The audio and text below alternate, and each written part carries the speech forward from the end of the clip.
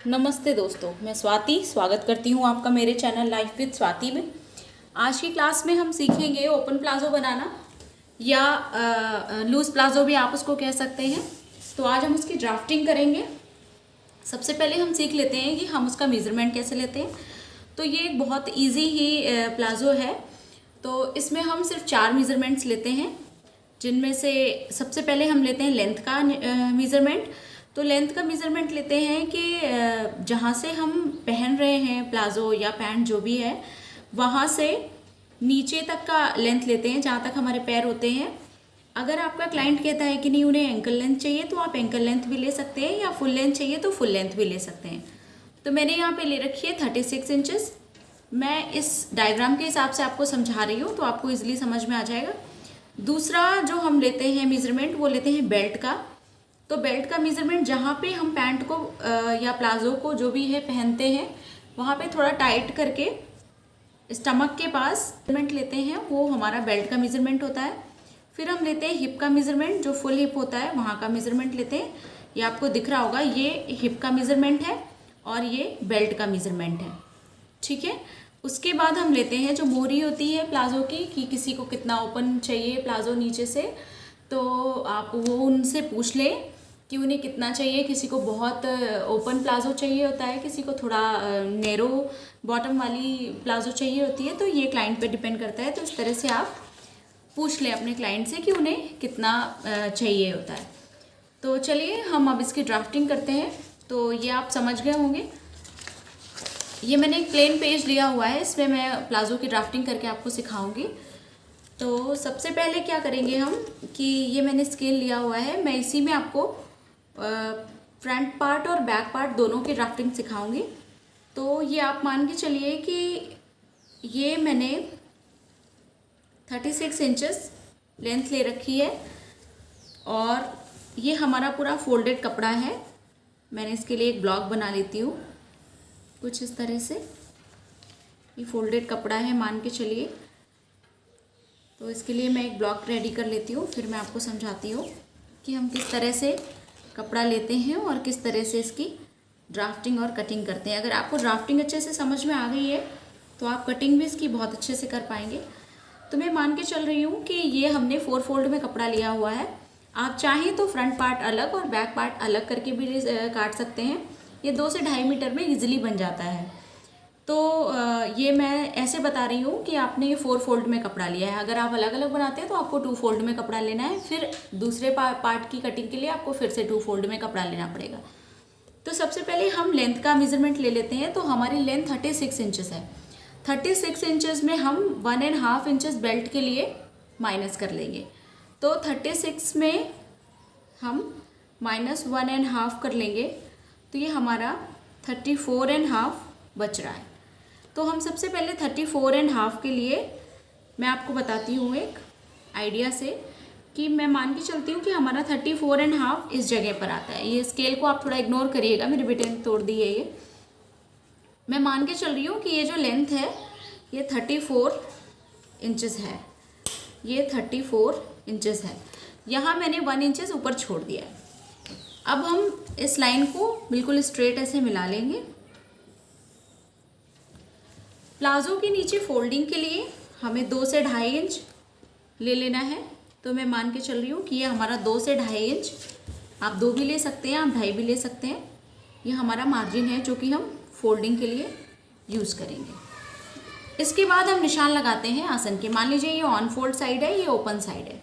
तो हम जब भी क्रॉच एरिया का निशान लगाते हैं वो हमेशा बंद साइड से ही लगाते हैं। तो सबसे पहले हम हिप की देख लेते हैं चौड़ाई कितनी है। तो हमारा जो हिप है वो 42 इंचेस पे है। तो 42 इंचेस के हिसाब से 42 इंचेस का 1/4 करेंगे हम, तो 10.5 आना चाहिए।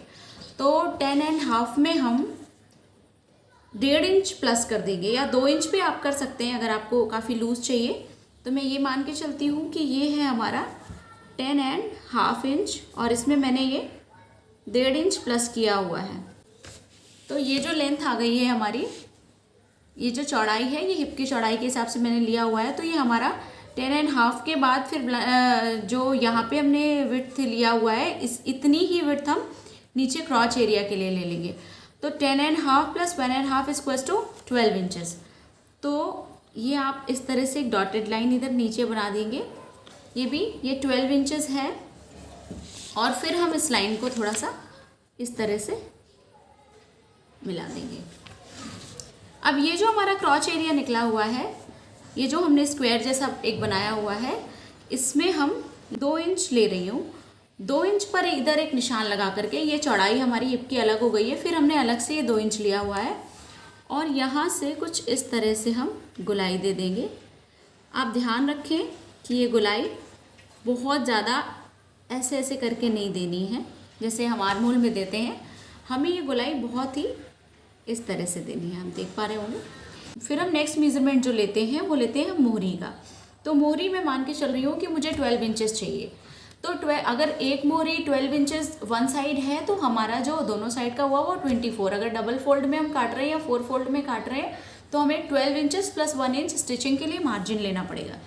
तो ये मैंने यहाँ पर 13 इंच पे मार्क कर दिया है, यानी कि ये हमारा 12 इंचेस जो है ये जो हमें चाहिए वो है और ये 1 इंच स्टिचिंग के लिए मार्जिन है।